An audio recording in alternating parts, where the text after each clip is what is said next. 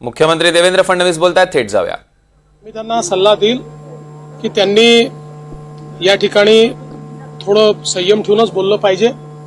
आणि मेघनाताईच्या संदर्भात मेघनाताईंशी बोललो, त्यांचं म्हणणं आहे की मी जे काही म्हणाले ते अर्धवट दाखवण्यात येत आहे, की अर्धवट त्याच्या संदर्भात माहिती दिली जाते आहे आणि सगळी माहिती मला भेटून ते देणार आहे। माधुरी हत्ती संदर्भात आज जर आपण पाहिलं तर कोल्हापूरमध्ये मोर्चा मोठा निघालेला आहे। वनतारामधनं हत्तींनीला वापस आणलं असं म्हटलं जाते। पहिल्यांदा तर आपण हे लक्षात घेतलं पाहिजे की या संदर्भात हा काही शासनाचा निर्णय नाहीये। या संदर्भात काही तक्रारी झाल्या होत्या, त्याच्यावर मुंबई हायकोर्टमध्ये एक पिटिशन झाली। त्या पिटिशनमध्ये मुंबई हायकोर्टाने एक हाय पॉवर कमिटी तयार केली।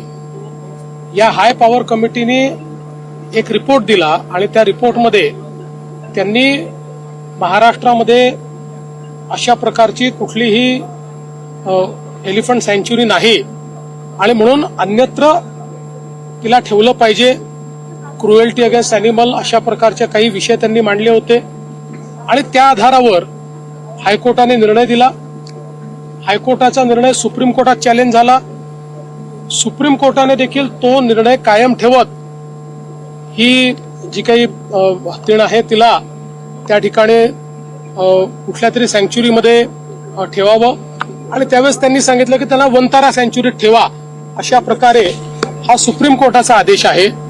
त्यामुळे या संदर्भात शासनाची थेट कुठलीही भूमिका नाही, पण शेवटी समाजामध्ये त्या संदर्भातला एक रोष आहे आणि विशेषतः जे भाविक आहेत त्या भाविकांच्या मनामध्ये ही भावना आहे की आम्ही तिची पूजा करायचो आणि त्यामुळे आम्हाला त्या ठिकाणी नांदणी मठामध्ये किंवा त्या परिसरामध्येच त्यांचं अस्तित्व हवं आहे। तर निश्चितपणे मला आज त्या ठिकाणी आमचे काही आमदार खासदार माझ्याशी त्यांनी चर्चा केली।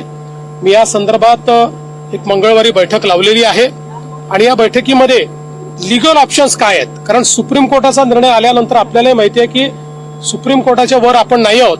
त्यामुळे याच्यामध्ये कायदेशीर काय तरतुदी आहेत किंवा कशा प्रकारे आपल्याला परत आणता येईल किंवा काय त्याची वेगळी व्यवस्था करता येईल, अशा सगळ्या बाबी त्या ठिकाणी आपण ठेवू। पण ही मूळ केस जी आहे ही केस ऍक्टिव्हिस्ट आणि ज्यांच्याकडे ही व्यवस्था होती त्यांच्यामधली केस होती। अर्थात त्याच्यामध्ये जो काही सरकार म्हणून वन विभागाचा रोल होता तेवढाच वन विभागाने त्यावेळेसचे जे काही अहवाल दिले आहेत, पण कुठेही याच्यामध्ये सरकार म्हणून थेट हा निर्णय घेण्यात आलेला नाही। हा सुप्रीम कोर्टाने घेतलेला निर्णय आहे। सातवी पत्न्यात एक स्टेटमेंट आलेलं आहे की आतंकवाद का रंग होता है, धर्म भी होता है, हरा रंग लेकर आतंकवाद फैलाते हैं। ते काय म्हणाले मी ऐकलं। काल तुम्ही एक मुलाखत लिहिलेली आहे आणि त्यामध्ये तुम्ही असं म्हटलंय दुबे जर महाराष्ट्रात आले तर त्यांचं आम्ही संविधानिक पद्धतीने स्वागत करू। विरोधकांनी तुमच्यावर या वक्तव्यामुळे टीकेची झोड उठवली। मला म्हणजे ते आले तर स्वागतच करू आम्ही, पण मी असं म्हटलेलं मला दाखवा बरं त्याच्यामध्ये। एक तर तुम्ही लोक ऐकतही नाही, मुलाखतही पाहत नाही, त्याच्यात काय म्हटलंय हेही माहित नाही। मी सगळ्यांकरता म्हटलंय किंवा दुबे नाही, या देशातला कोणीही व्यक्ती या महाराष्ट्रामध्ये आला तर त्याचं स्वागतच होईल हे मी म्हटलेलं आहे। या देशाच्या संविधानाने प्रत्येकाला हा अधिकार दिलेला आहे। मी पण आंध्र प्रदेशमध्ये गेलो, तमिळनाडूमध्ये गेलो, उत्तर प्रदेशमध्ये गेलो, मध्य प्रदेशमध्ये गेलो, माझं त्यांना स्वागतच करावं लागेल। त्यामुळे हा आपला एक देश आहे। हा याचा अर्थ हा नाहीये की बाबा इथे येऊन जर कोणी मराठीचा अपमान केला तर तो आम्ही सहन करणार नाही, मराठीचा अपमान करता येणार नाही। पण त्याच वेळी एखाद्याला भाषा बोलता येत नाही म्हणून त्याला मारण्याचाही अधिकार कोणाला नाही, हे मी स्पष्ट केलेलं आहे।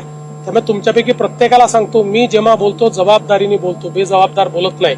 माझ्यावर कमेंट करायचं असेल तर ऐकून बोललं पाहिजे आणि ऐकूनच त्याच्यावर कमेंट केला पाहिजे।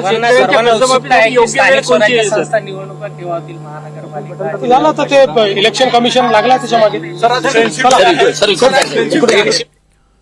तर शिरसाटांनी संयमानं बोलावं असं मुख्यमंत्री फडणवीसांनी स्पष्ट केलेलं आहे आणि सोबतच माधुरी हत्तीणीला वनतारामध्ये ठेवण्याचा आदेश असल्याचं त्यांनी सांगितलं। पण सोबतच जनतेमध्ये रोष असल्याचं देखील त्यांनी मान्य केलंय.